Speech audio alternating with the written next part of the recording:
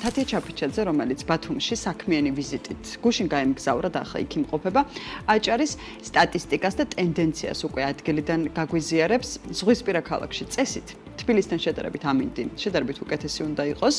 უძრავ ქონებაზე კიდევ BMG-ში ვის თუ არა თათიას აქვს ნამდვილად ზუსტი და უახლესი მონაცემები. თუ რა ვითარება არის სამშენებლო პროექტების კუთხით აჭარაში, ამას უკვე პირდაპირ ეთერში თათია თავად მოგვახსენებს აჭარიდან. მოგესალმები თათია.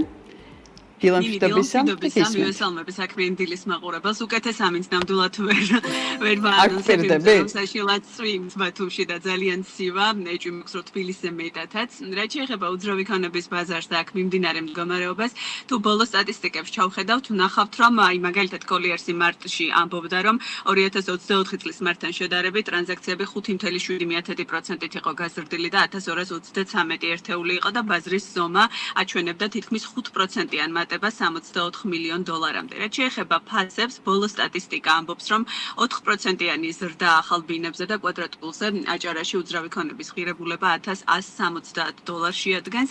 მაჩვენებელი 22.5%-ით არის გაზრდილი 1149 ამერიკულ დოლარი იყო წინა პერიოდს თუ მიმოვიხილავთ. თუმცა, მიღმა სტატისტიკისა, რომელიც ქვეყნდება ტრანზაქციების ნაწილში, რეალობა ცოტა განსხვავებულია ხოლმე და განსაკუთრებით აჭარაში ხასიათდება აჭარის დეველოპერული ბაზარი იმით, რომ შეიძლება რიგი პროექტები სრულად დარეგისტრირდეს საჯარო რეესტრში ერთობლივად ცოტა დაგვიანებით და ეს ზრდა ამის ასახვა იყოს და არა იმის, რომ რეალურად ამ პერიოდში იზრდება და ამ პერიოდში ძალიან მაღალია უძრავ ქონებაზე მოთხოვნა, იმიტომ რომ თუ შევხედავთ დეველოპერებს და საბროკერო კომპანიებს, ვინც მუშაობენ და მათ რეალურ ინფორმაციას დავეყრდნობით, ისინი ამბობენ, რომ ბაზარი არ არის აქტიური და ფაქტობრივად დეკემბრიდან დღემდე ბევრი ტიპის მერყეობა შეინიშნებოდა, მნიშვნელოვნად არის შემცირებული და ელოდებიან რომ ეს მდგომარეობა უფრო გაუმჯობესდება მაისიდან და უფრო ზაფხულის პერიოდზე კეთდება გათვლები, როცა რეალურად საზაფხულო სეზონი დაიწყება. თავარი ქვეყანა, რომელიც ამ დროისთვის აქტიურობს ბათუმში უძრავი ქონების შეძენით, ეს არის ისრაელი, რომლის გაყიდვები მნიშვნელოვნად გაზრდილია. წინა პერიოდს თუ შევხედავთ და თუ მაგალითად წინა წლებში რუსეთი, უკრაინა და მეზობელი ქვეყნები იყო განსაკუთრებით ომის ფაქტორიდან გამომდინარე მნიშვნელოვანი კონტრიბუტორი უძრავი ქონების გაყიდვებში. ბოლო ერთ წელზე მეტია შეიძლება ითქვას, რომ ისრაელია ძირითადი მყიდველები უძრავი ქონების. დღესდღეობით აქცენტი კეთდება იმაზე, რომ ჩინეთი, ინდოეთი და ის ბაზრები, არაბეთის ქვეყნები, ეს არის ის მთავარი ნიშა, მოკლედ, რომლის ათვისებასაც გეგმავენ ადგილობრივი დეველოპერული კომპანიების წარმომადგენლები. თუმცა ამ ნაწილშიც რომ იმ შედეგებზე გავიდნენ, რაც სჭირდება ბაზარს, ამბობენ, რომ მნიშვნელოვანია უფრო მეტი მარკეტინგული აქტივობა მსოფლიოს სხვადასხვა ქალაქში თუ ქვეყანაში და მოკლედ ბევრი მიმართულებით, როგორც კერძო ბიზნესის, ისე სახელმწიფოს ჩართულობა. თუ გადავხედავთ უძრავი ქონების ბაზარზე მის საწოდებელ უძრავ ქონებას და დაგეგმილ პროექტებს, რომელიც არის მათ შორის 2028 წლამდე, მაგალითად კვლევები ამბობს, რომ ამის რეალიზება რომ მოხერხდეს აუცილებელია ტურისტული ნაკადები წლიურად 10-დან 15%-მდე იზრდებოდა, სხვა შემთხვევაში შეიძლება აჭარის დეველოპერულ ბაზარზე გაჩნდეს მიწოდების სიჭარბე. 10-15%-იანი ზრდა არ არის ნამდვილად ცოტა, თუ გავითვალისწინებთ ჩვენს მაჩვენებლებს და ამ ნაწილში, ამიტომ გამოწვევები გრძელვადიან ამ პერსპექტივებში, თუ კი არ მოხდა შესაბამისი რეაგირება და ახალი ბაზრების ათვისება, მოკლედ შეიძლება გართულდეს. ეს არის მთავარი რისკი, რაც ამ დროისთვის აჭარის დეველოპერულ ბაზარზე არსებობს. და წლევანდელ წელს, როგორც გითხარით, მოლოდინი არის მთავარი ქვეყნებიდან, რომ იქნება აქტიურობა, ეს არის რაღაცა ჩინეთი, ინდოეთი და მოკლედ ამ ბაზრებზე აქცენტი გადატანილი. ფასებს რაც შეეხება, ვახსენე, რომ მიუხედავად მოთხოვნის კლებისა არ არის შემცირების ტენდენცია და არც პროგნოზები და მოლოდინები არსებობს. ყოველ შემთხვევაში დღესდღეობით ყოველ შემთხვევაში გაზრდილი თვითღირებულებიდან გამომდინარე სექტორი არ ვარაუდობს, რომ ფასები უძრავ ქონებაზე უახლოეს პერიოდში ბათუმში შემცირდება. ესე იგი, რასაც ვაკვირდები, ავტომობილს რადგან შეაფარე თავი, არ მგონია იმედები იყოს პოზიტიური ამინდის გამოდარებასთან დაკავშირებით, მაგრამ შენ არც ეს გიშლის ხელს იმისთვის, რომ ბათუმში საქმიანი ვიზიტით 2 დღე მაინც დაჰყო. შესაბამისად, ჩვენს მაყურებლებს ახლა ვუთხრათ, რატომ ხარ BMG-s გუნდთან ერთად წარმოდგენილი ბათუმში, რა მიზნები გაქვს იქ ცხადია უძრავი ქონების პროსპექტის მიმდინარე გეგმებზე უნდა მოგვიყვე, რაც აჭარის უძრავ ქონებას ეხება. მოკლედ ჩვენმა მაყურებელმა როგორც იცის იანვრიდან უძრავი ქონების პროსპექტმა გადაწყვიტა რომ თვის ერთი გადაცემა აუცილებლად იყოს ბათუმში, აჭარაში და მოგიყვეთ აქაურ პროექტებზე, აქაური ამბები.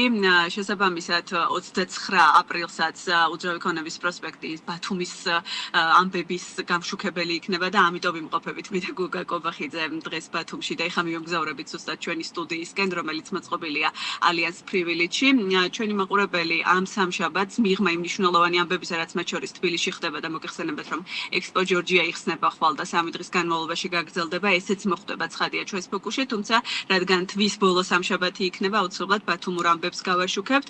ერთ-ერთი მთავარი და მნიშვნელოვანი თემა, რაც ასევე უკავშირდება გაყიდვებს და უცხოურ ბაზრებზე საქართველოს კარგად წარმოჩინებას, ეხება იმას, თუ რამდენად კეთილსინდისიერად ყიდიან ადგილობრივები უძრავ ქონებას და მოკლედ როგორია მთელი ეს პროცესი გამყიდვალსა და მყიდველს შორის.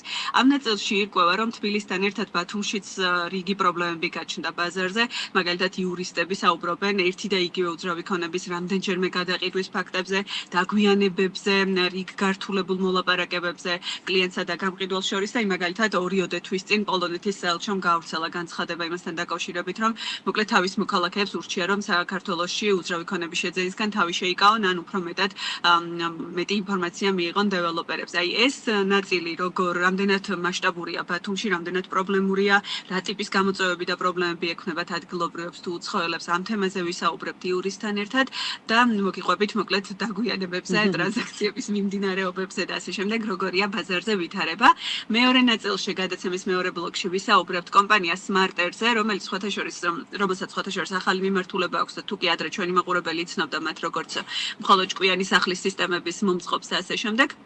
კომპანიამ 2 წელია ირკვევა, რომ 2 წელია დაიწყო და დაამატა საინჟინრო მიმართულებები და ამ წუთისთვისაც მაგალითად ასრულებს პროექტს ბათუმში, კერსერის სასტუმრო ჰილტონის ქვებრენდის, რომელიც ცენტრში შენდება 153 ნომრიანი სასტუმროა და ამ ობიექტზეც მოკლედ სამუშაოებს ასრულებს. Smart-ერი აქტიური სამუშაო პროცესში იმყოფები ახლა ბათუმში, ამიტომ ჩვენც თბილისიდან ვეცდებით რომ დრო აღარ წაგართვათ, დანარჩენი ყველაფრისთვის უკვე სამშაბათის უძრავი ქონების პროსპექტში ვიხილავთ და მოვისმენთ ბათუმურ ამბებს, რომელსაც დღეს თათია ჩაფიჩაძე და გუგა კობახიძე მოამზადებენ და შემდეგ უკვე საქმიანი დილას ეთერშიც მათ შორის და უძრავი ქონების პროსპექტის სამშაბათის გადაცემაშიც სრულად და ბოლომდე იქნება ჩაშლილი. მადლობა ნინი.